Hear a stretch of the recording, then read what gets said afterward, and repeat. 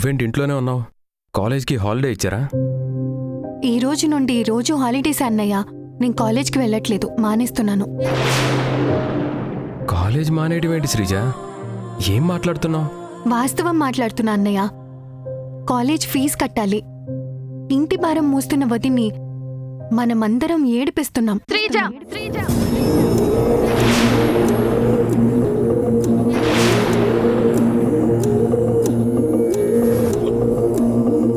ఎక్కడ ఏం మాట్లాడాలో తెలీదా నీకు? ఏమండి, తనేదో తెలిసి తెలియక మాట్లాడుతుంది. వదినా, తెలిసి తెలియకేంటి? కిరాణా షాప్లో కూడా డబ్బులు కట్టాలి. ఇంట్లో సరుకులు కూడా అయిపోయాయి. అదిగో అమ్మనడుగు. సరుకుల కోసం వెళ్తుంటే సేటు డబ్బులు అడుగుతుంటే రేపిస్తానంటూ గెంటుకొస్తోందమ్మ.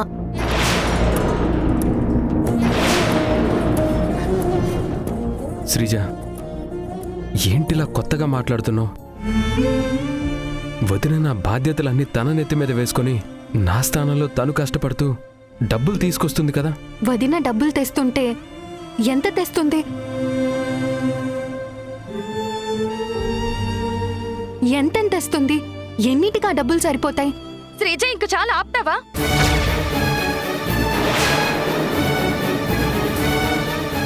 నీకేమైంది అసలు? కాలేజ్కి వెళ్ళొద్దని నీకెవరు చెప్పారు?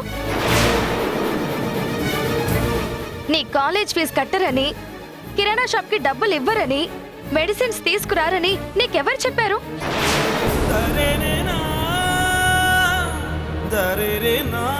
ఒకరోజు ఆలస్యం అయితే అయ్యింది, అన్ని సమస్యలు తీరిపోతాయి.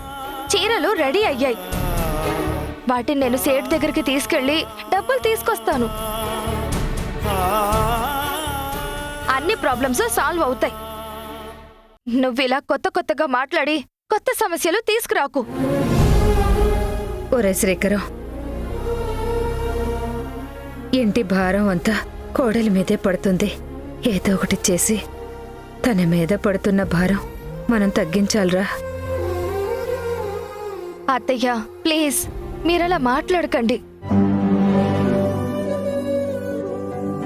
ఇందులో భారం ఏముంది? నేనలా ఎప్పుడూ అనుకోవట్లేదు. మీరు మాత్రం అలా ఆలోచించొద్దు. అసలు ఏం జరిగింది సంధ్య? ఎందుకు మీరందరూ అలా ఉన్నారు? అయ్యో, అదేం లేదండి. నువ్వైనా చెప్పు శ్రీజ, అసలు ఇంట్లో ఏం జరుగుతుంది?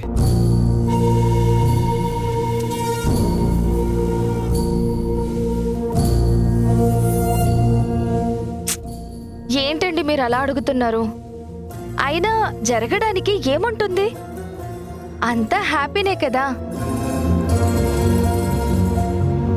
నన్ను చూడండి, నేను సంతోషంగానే ఉన్నాను. మీరేం ఆలోచించొద్దు.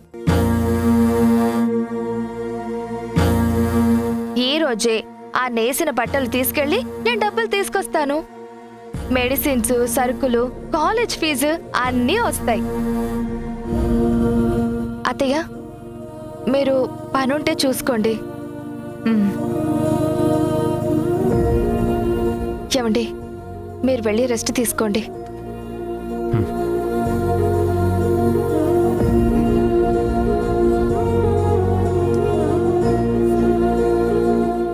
శ్రీజ, నువ్వు కాలేజ్కి వెళ్ళు.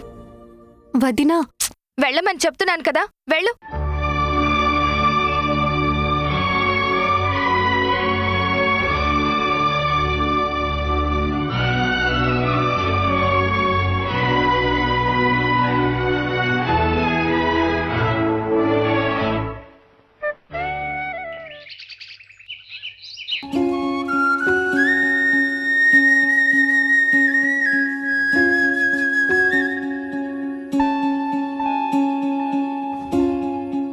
ఏంటి ఇల్లింత ప్రశాంతంగా ఉంది?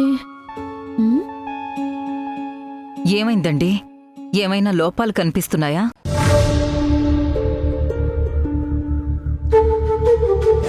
పూజలు, యాగాలు, దానాలు, ధర్మాలు, దైవ కార్యాలు ఏమైనా చేయమంటారా? అలాంటివేమీ అవసరం లేదమ్మా. మీరేం కంగారు పడవలసిన అవసరం కూడా లేదు. జాతకాల్లో ఏమైనా చిన్న చిన్న మార్పులు? చిన్న చిన్నవి కాదు కదమ్మా, పెద్దవి దాచవలసినవి కూడా ఏమీ లేవు.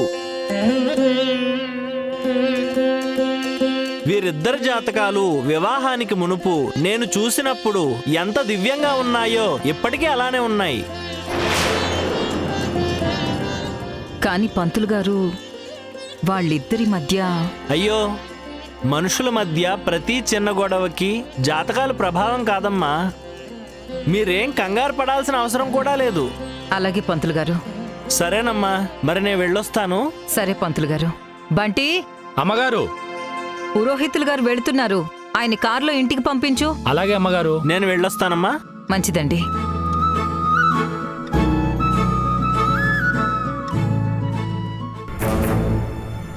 ఏంటత్తా, ఏం చేస్తున్నావు? నీకేనా అర్థమవుతుందా? ఈ నాన్ సెన్స్ అంతా ఏంటి? నువ్వు చూస్తున్నావు కదా, రాజేష్ వింధ్యల మధ్య మనస్పర్ధలతో వాళ్ళిద్దరి జాతకం ఏం బాలేదు.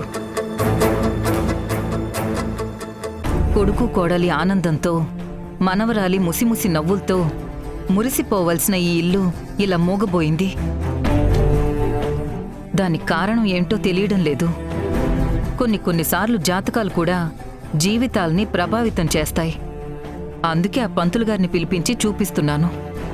ఓ మై పిచ్చత్తా, నువ్విలా పాతకాలం మనిషిలా జాతకాలంటూ కూర్చుంటే ఎలా? బావలా ఉండడానికి కారణం అదేం కాదు. మరి ఏమై ఉంటుందో తెలియాలి కదా. ఏమో, నీ కోడలేమైనా చెయ్యరాని తప్పు చేసిందేమో. మౌనిక,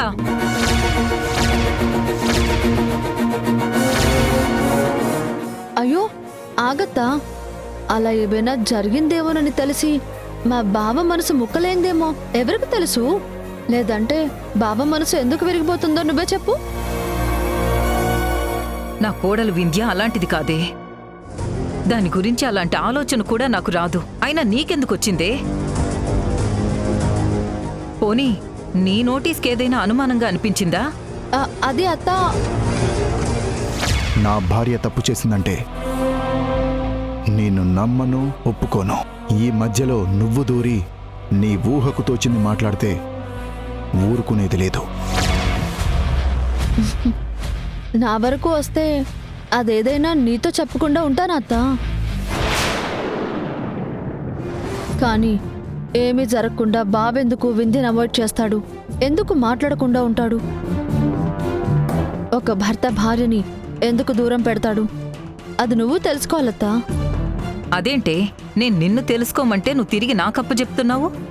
ఆ, ఇది నేను సాల్వ్ చేసే సమస్య కాదత్తా, నువ్వే సాల్వ్ చేయాలి. అసలు మొగుడు పెళ్ళాల మధ్య ఎక్కడ గొడవలు వస్తాయో ఒకసారి థింక్ చెయ్యి. అసలు జరిగింది చిన్న ఇష్యూ కాదత్తా, చాలా సీరియస్ మ్యాటర్. వాడేమో ఏమీ చెప్పట్లేదు, ఆ వింధ్య కూడా ఏమీ చెప్పట్లేదు. అసలు వాళ్ళిద్దరి మధ్య ఏం జరుగుతుందో కూడా నాకు అర్థం కావట్లేదే. గడప కూడా దాటనమ్మాయి ఏం తప్పు చేస్తుంది? అసలు ఏం గొడవలుంటాయి వాళ్ళిద్దరి మధ్య? నువ్వు అలాగే అనుకుంటూ కూర్చో అత్తా. బావ ఇప్పటికే తన మొహం చూసి పక్కకెళ్ళిపోతున్నాడు. ఇలా వాళ్ళిద్దరి మధ్య దూరం పెరిగి పెరిగి భార్యాభర్తలు ఏదో ఒక రోజు విడాకుల వరకు వెళ్తారు. నిన్ను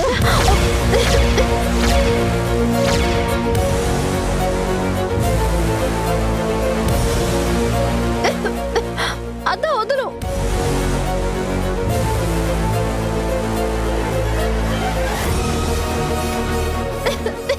నువ్వు నా మేనకోడలివి కాబట్టి బతికిపోయావు, లేదంటే చంపేసేదాన్ని.